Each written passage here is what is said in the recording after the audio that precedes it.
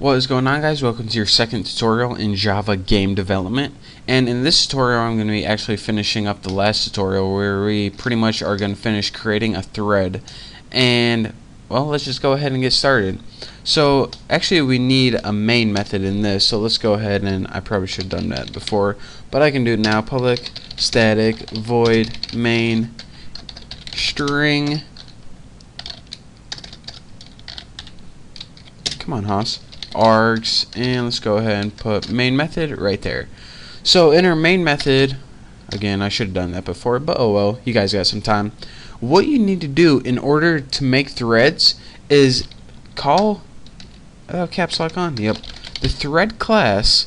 Go ahead and put thread and then name your thread. I'm going to name my T1 and set it equal to new thread. But as your parameter for this thread class, you have to write the object that you want to treat as a thread. So new apple, remember I made this apple class right here that we're going to be treating as a thread, and the constructor took a parameter and I'm going to name it 1. So this thread that has the variable T1 is going to be named 1. So let's go ahead and make 2 more right now.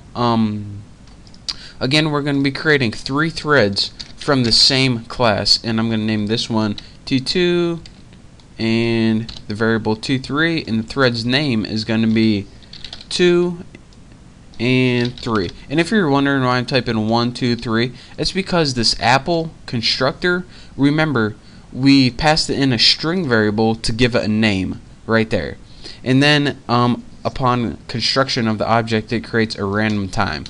So now that we have a thread, this pretty much means each of these things, instead of running right after another like they would if they were just a regular object, they can all run at the same time.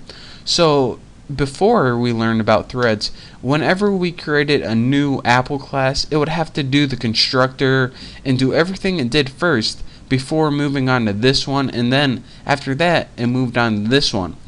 But now that we have 3 threads, instead of one long program in essence, this is 3 things running at the same time, so it gets done 3 times as fast as it usually would. So now that we have a thread, we need to start it. So whenever we call start, the objects or the threads run is automatically going to be called. We don't have to call run. All we have to do is call start, and any code in here in the threads run is going to automatically be called. So how do we do that? All we do is T1 dot start right there, and this is going to start the thread, or in other words, start the code in here. So T1, just copy this, T2 and T3.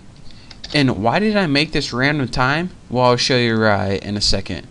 If I go ahead and click as application, run it, and I forgot to put a new line right here, embarrassing. And now let me demonstrate that again. It says 1 is sleeping for 419, 3 is sleeping for 876, and 2 is sleeping for 189. And if you're saying, alright, why doesn't it just go 1, 2, 3? Well, that's because your computer doesn't do it it doesn't have to do it when you're creating threads in order, one right after another. And that's the beauty of threads. These pretty much start all at the same time.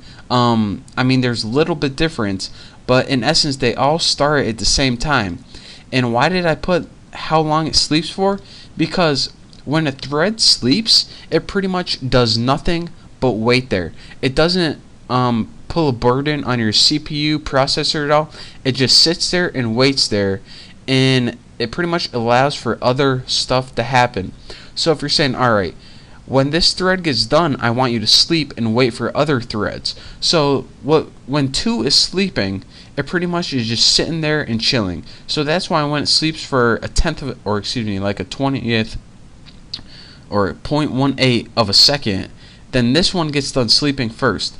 The next one to wake up is thread number 1 because it slept a medium amount of time. But 3, it was lazy and decided to sleep the longest.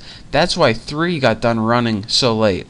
So again, what I want to demonstrate is, instead of going right after another, 1, 2, 3, these things run pretty much all at the the same time, so it's pretty much randomized what one is going to appear first.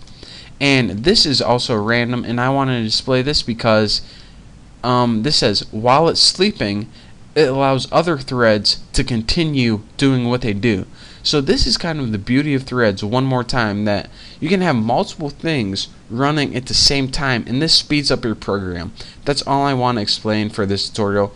There is a ton more to go over in threads, but for the sake of this tutorial, that's all we need to know for now.